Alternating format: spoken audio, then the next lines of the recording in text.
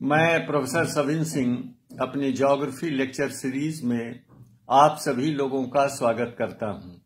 आज हम plate tectonics पर आधारित पर्वत निर्माण की प्रक्रिया और क्रियाविधि पर चर्चा करेंगे। पर्वतों के निर्माण के संदर्भ में पहले भी कई सिद्धांतों का और परिकल्पनाओं हाइपोथेसिस एंड थियरीज का प्रतिपादन किया जा चुका है, जैसे कि जेफरीज का थर्मल कॉन्ट्रैक्शन थियरी, वेगनर और एफ.बी. टेलर का कॉन्टिनेंटल ड्रिफ्ट थियरी, कोबर का भूसन्नति सिद्धांत, जियोसिंक्लाइनल ओरोजन थियरी ऑफ कोबर, आर्थर होम्स का thermal convection current theory, R.A.. Daily का स्लाइडिंग कॉन्टिनेंट थियरी, जोली का रेडियो एक्टिविटी थियरी इत्यादि। लेकिन किसी भी सिद्धांत द्वारा पर्वतों की सारी समस्याओं का निराकरण नहीं हो पाया है। तो पहले हम ये देखते हैं कि धरातल पर वर्तमान समय में पर्वतों की क्या स्थितियां हैं। तो अगर हम देखें तो टर्शियरी युग के वलित पर्वतों की दो स्थितियां हैं, दो दिशाएं हैं। एक तो उत्तर से दक्षिण फैली पर्वतमालाएं, जैसे कि उत्तरी अमेरिका में पश्चिमी भाग में रॉकीज पर्वतमाला, दक्षिणी अमेरिका में एंडीज पर्वतमाला, यूरोप में पश्चिम से पूर्व आल्प्स पर्वतमाला, एशिया में पश्चिम से पूर्व हिमालय पर्वतमाला। और अगली विशेषता यह है कि महाद्वीपों के, खास करके एशिया महाद्वीप के पूर्वी किनारे के सहारे आइलैंड आर्क्स और फेस्टून पाए जाते हैं, यानी द्वीप चाप और द्वीप तोरण, आइलैंड आर्क्स, फेस्टून, तोरण। तो पहले मैं आपको ये बता दूं कि ये तोरण होते क्या हैं। देखिए, हिंदू संस्कृति में जब कोई धार्मिक कार्यक्रम होता है, जब मकान का गृह प्रवेश होता है, शादी ब्याह होता है, कोई कथाएं होती हैं, तो आम के पत्तों की एक माला बनाई जाती है, जिसको थोड़ा बीच में लटका के लोब टाइप का दरवाजे के सामने लगा दिया जाता है, जिसे हिंदी में तोरण कहते हैं और इसे अंग्रेजी में फेस्टून कहते हैं।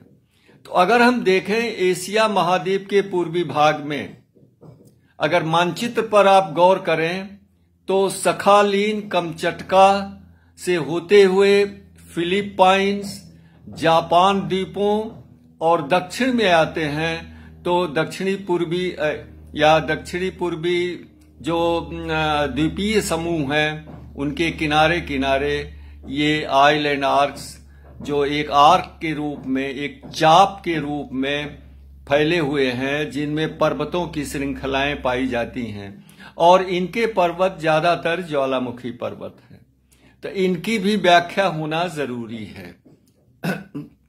और अगर हम अगली विशेषता देखते हैं तो वलित पर्वतों के बीच में कुछ अवलित, अनफोल्डेड एरिया भी मिलती हैं, जिनको हम मीडियन मास कहते हैं।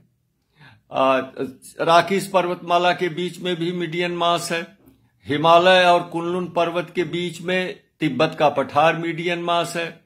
इसी तरह से पॉन्टिक और टारस पर्वतों के बीच में अनाटोलिया का पठार मीडियन मास है, इत्यादि इत्यादि।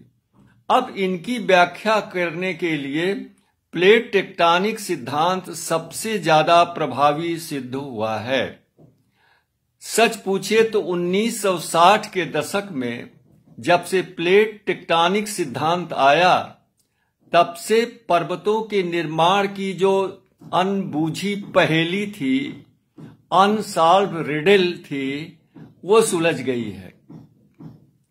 पहले तो आप ये समझ लें कि प्लेट टेक्टोनिक थियरी किसी एक व्यक्ति विशेष का सिद्धांत नहीं है, बल्कि सैकड़ों विभिन्न क्षेत्र के विद्वानों के सामूहिक कार्य का प्रतिफल है। तो प्लेट टेक्टोनिक, जैसे कभी कभी कुछ लोग कह देते हैं कि प्लेट टेक्टोनिक थियरी टूजो विल्सन साहब ने प्रतिपादित किया। नहीं जी, टूजो विल्सन ने तो केवल प्लेट नामावली का उपयोग किया। इसी तरह कुछ लोग कह सकते हैं कि ये हैरी हैरिस द्वारा जो है प्लेट टेक्टोनिक थियरी का प्रतिपादन किया। नहीं, हैरी हैरिस ने तो सी फ्लोर स्प्रेडिंग यानी सागर नितल के प्रसरण फैलाव से संबंधित अपने विचार दिए थे। तो प्लेट टेक्टोनिक थियरी जो है वो विभिन्न विद्वानों के विभिन्न क्षेत्रों में लंबे समय तक, दीर्घ काल तक किए गए कार्यों का प्रतिफल है। अब देखिए, हम अब ये देखते हैं कि जो पर्वतों की वर्तमान स्थिति है, हम टर्शियरी युग की बात करते हैं। तो टर्शियरी युग में जो वलित पर्वतों का निर्माण हुआ, उनको हम प्लेट टेक्टोनिक्स के आधार पर कैसे उनकी व्याख्या करते हैं।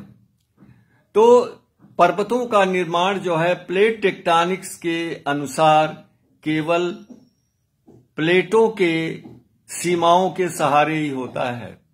और ये प्लेटों का संचलन, जैसा हम आपको पहले अपने 2 लेक्चर में बता चुके हैं कि मैंटिल से उठने वाली थर्मल कन्वेक्शन करंट के माध्यम से होता है। ये थर्मल कन्वेक्शन करंट सतह आती हैं और क्रस्ट के नीचे ये विपरीत दिशाओं में फैल जाती हैं, डाइवर्ज कर जाती हैं, और कोई एक स्थान पर 2 दिशाओं से आने वाली ये संवहनीय तरंगे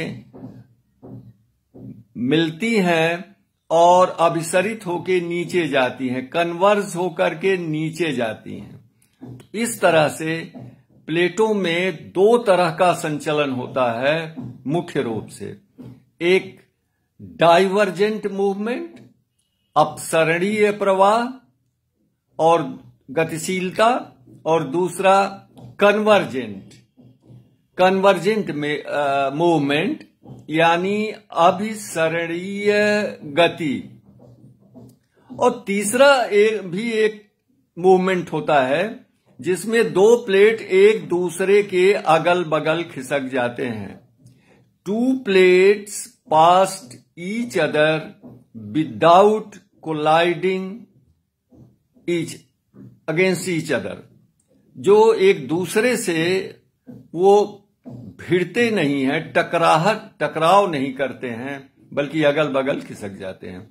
इस तरह से प्लेटों की जो सीमाएं होती हैं, उनके आधार पर पर्वतों का निर्माण 3 स्थितियों में हो सकता है।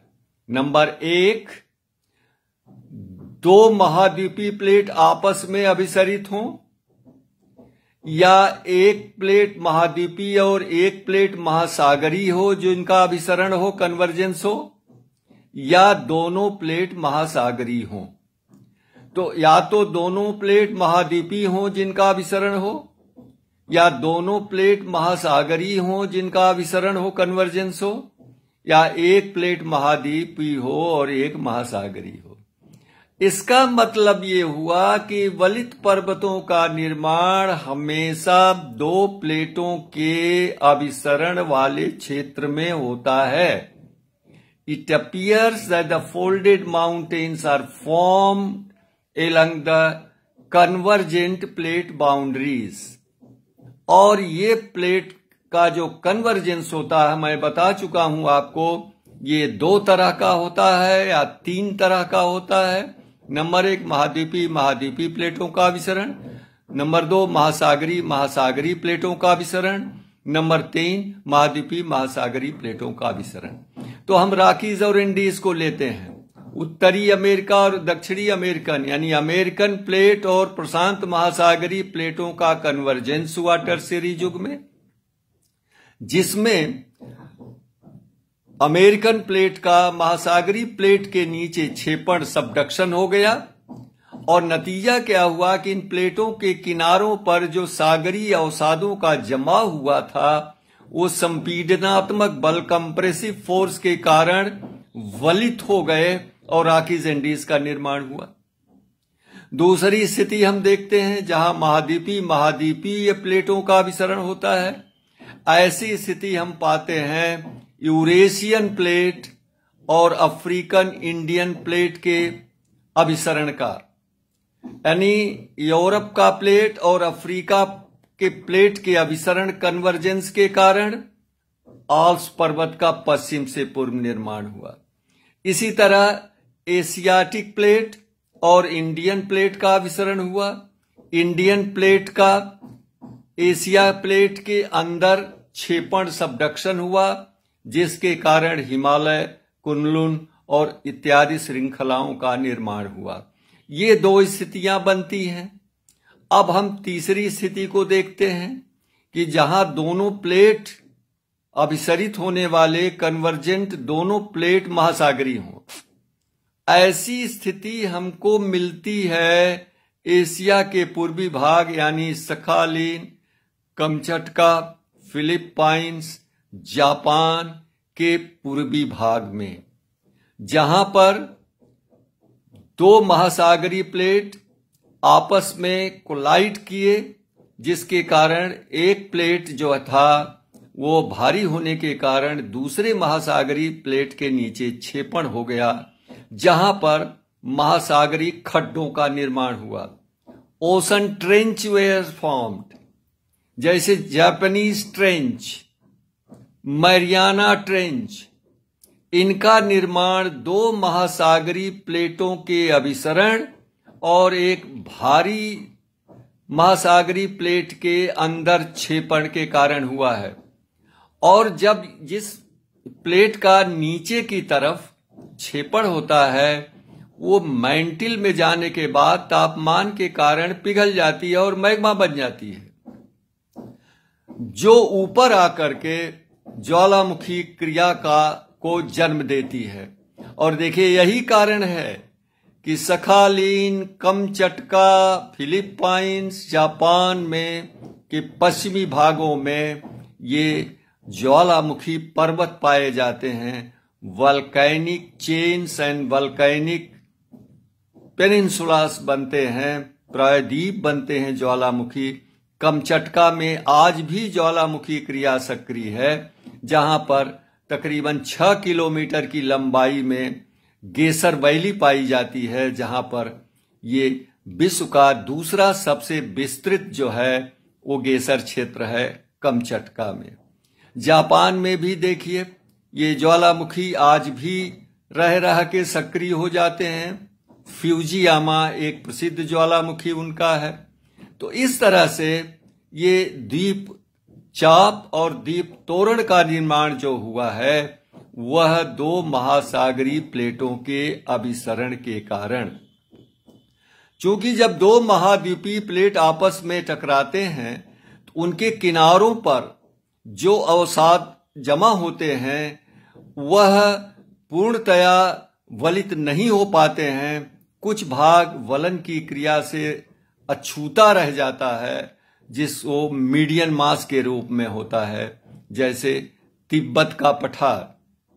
इसी तरह से पॉन्टिक और टारस पर्वतों के बीच में अनाटोलिया का पठार और एटलस पर्वत और आल्प्स पर्वत के बीच का भाग जो वलित नहीं हो पाया वह रोम सागर के अवशिष्ट रूप में इस समय वर्तमान है। तो इस तरह से प्लेट टेक्टोनिक सिद्धांत के आधार पर पर्वतों के वर्तमान स्वरूप की पूर्णतया व्याख्या प्लेटों के संचलन, उनके अभिसरण के द्वारा ही होती है। नमस्कार।